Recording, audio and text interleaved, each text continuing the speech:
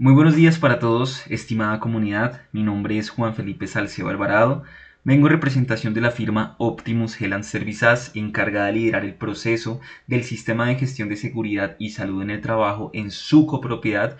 Y el día de hoy traemos este corto pero muy preciso video sobre los protocolos de emergencia que debemos adoptar al interior de nuestra copropiedad para saber cómo articularnos de una manera proactiva para saber responder ante los diferentes escenarios de emergencia que se pueden llegar a materializar en mi copropiedad. Así que, por favor, pongan mucha atención. En primera instancia, es importante definir qué es una emergencia y decimos que esta se caracteriza por ser una situación repentina, imprevista y de grandes repercusiones hacia la vida, hacia los procesos y hacia las instalaciones o a sus respectivos bienes. Esto quiere decir que la emergencia implica un riesgo vital, tiene mayor probabilidad de afectación y por ende los mecanismos de respuesta tienen que ser inmediatos. A diferencia de la urgencia, si bien esta es importante, requiere también una actuación oportuna, no necesariamente implica una amenaza inminente para la vida.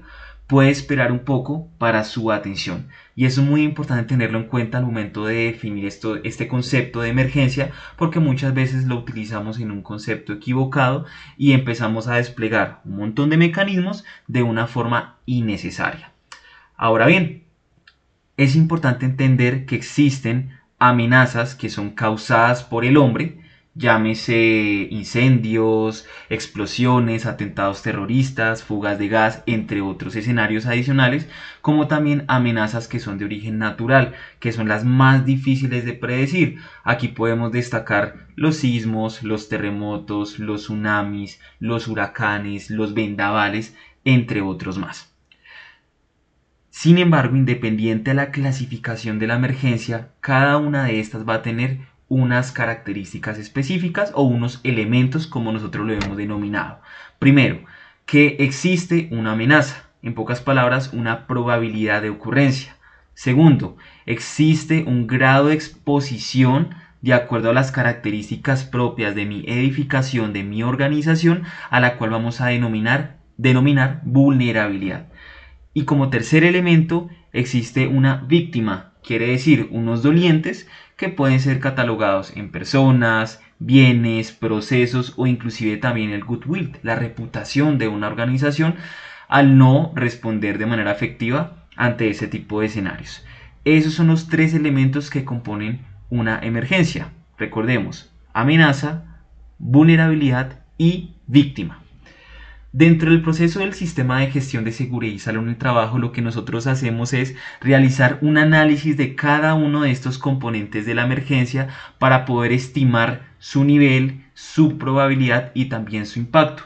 Y a partir de allí poder determinar una serie de medidas que vamos a denominar para efectos de esta capacitación procedimientos de respuesta de manera preventiva como también reactiva. De acuerdo a lo anterior, vamos a revisar cuáles son las emergencias que se pueden llegar a manifestar en mi copropiedad, teniendo en cuenta los diferentes precedentes que hemos tenido en nuestra ciudad, en nuestro país o inclusive también en nuestra propia copropiedad. ¿Listo? En primera instancia vamos a destacar el sismo, que ha sido el más recurrente por las condiciones geográficas donde nos encontramos. ¿Sí? También podemos resaltar el incendio o la explosión que se puede dar por diferentes variables, principalmente de carácter humano, bien sea por un tema de fallas en equipos, bien sea por malas prácticas cotidianas que podemos llegar a tener al interior de nuestro hogar o fallas en los procesos. También podemos resaltar el hurto o el robo. Si bien esto es un escenario más enfocado hacia el riesgo público, también puede ser catalogado como una emergencia. Y esto principalmente se da por variables sociodemográficas, pero tengamos en cuenta que aquí analizamos también el componente de la vulnerabilidad. Y si mi copropiedad no cuenta con los recursos de seguridad activa y de seguridad pasiva oportunos y funcionales, pues la probabilidad que se manifieste esta emergencia va a ser mucho mayor. También podemos resaltar otra muy importante, otra emergencia que se puede llegar a materializar, que es por fugas de gas, ¿sí? Esto se da más que todo por prácticas inadecuadas en el ámbito de la cocina, por distracciones o inclusive también se puede llegar a presentar por daños en la infraestructura. Por ende también la dejamos catalogada como una de las más probables y recurrentes teniendo en cuenta estadísticas previas. Y también podemos destacar las emergencias médicas, ya que no estamos exentos de que en una población tan diversa existan ciertas patologías, comorbilidades o situaciones atípicas que requieran una atención inmediata, y para eso necesitamos tener el conocimiento especializado. Teniendo en cuenta esas emergencias que se pueden llegar a materializar y que desglosamos una a una, vamos a ver a continuación cuáles son las diferentes fases de cada emergencia y cómo vamos a actuar en el escenario o en el panorama de cada una de ellas. Vamos a identificar tres etapas en la emergencia. El antes, que corresponde a las medidas preventivas que nosotros adoptamos previo a una emergencia, a la fase del durante, que son las actividades de reacción inmediata cuando ya se está materializando el evento, y tenemos la fase del después. Ya obedece a las medidas de verificación y mejora continua posteriores a la materialización de la emergencia. Vamos a ver una a una. Antes de una emergencia. Aquí vamos a definir todas las actividades preventivas de preparación y anticipación ante los diferentes escenarios que acabamos de explicar. Para eso debemos realizar un análisis de riesgos, que esto es con base a las condiciones locativas, a los recursos disponibles, ¿sí? Y también a las características propias de una edificación, de una organización, etc. También aquí cabe mencionar que es muy importante establecer un equipo de trabajo debidamente articulado que vamos a denominar brigada de emergencias, para que sean las personas que reciban esa capacitación, esa formación especializada para saber cómo atender cada escenario de riesgo. Y para eso se delegan unas funciones y unos roles, como por ejemplo personas encargadas de brindar primeros auxilios, personas encargadas de manipular extintores en caso de que exista un conato de incendio, personas que se van a encargar de apoyar una evacuación y rescate a través de equipos como camillas de emergencia u otras técnicas derivadas, ¿sí? Y todo ese conjunto de personas va a perseguir un objetivo en específico, que finalmente es responder efectivamente a la situación. Entonces tengamos en cuenta que la fase del antes es toda la preparación, toda la prevención que yo tengo antes de una emergencia. Y es donde principalmente debemos colocar mayor énfasis, ¿sí? Y mayor disposición. Luego vamos con la fase del durante, cuando ya se está materializando la emergencia.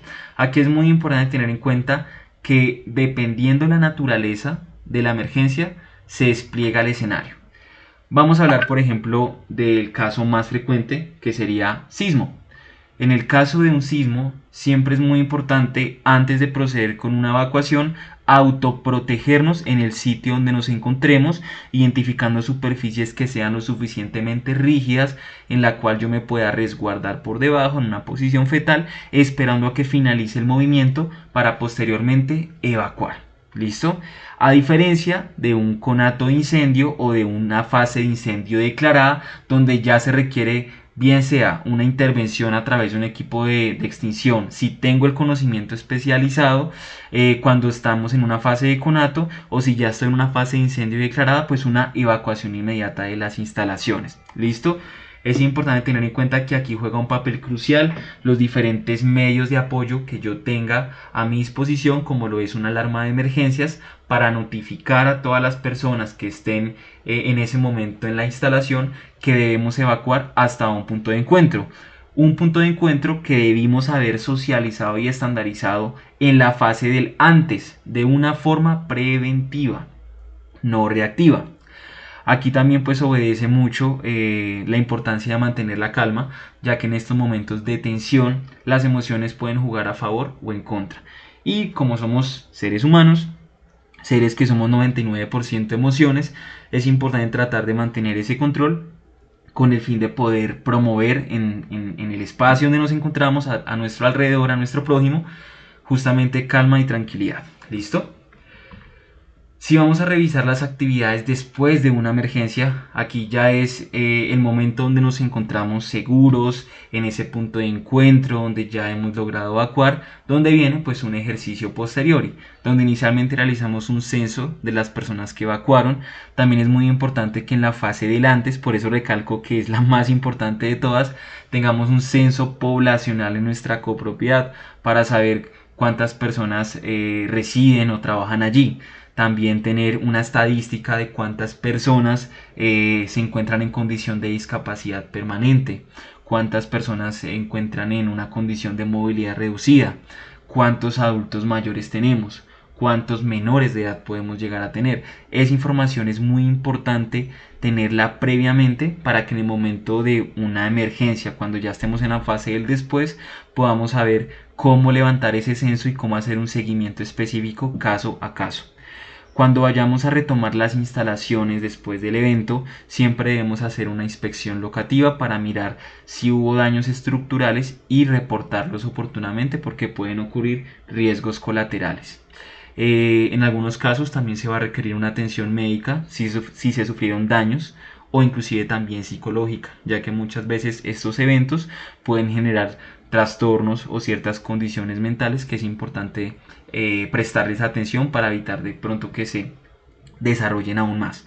Y por último, lecciones aprendidas, que también lo conocemos como el feedback, es decir, qué podemos hacer para mejorar nuestra capacidad de respuesta en próximos escenarios, qué debemos implementar.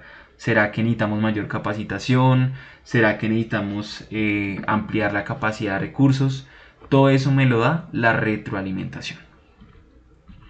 Y bueno, señores y señoras, este ha sido el video de hoy, muy corto, muy preciso. Esperamos que cierta información de aquí haya sido de gran valor para todos ustedes y que podamos seguir mejorando, articulándonos e integrándonos como comunidad para saber cómo responder proactivamente ante las diferentes situaciones de emergencia. Un excelente día, les habló Juan Felipe Salcedo.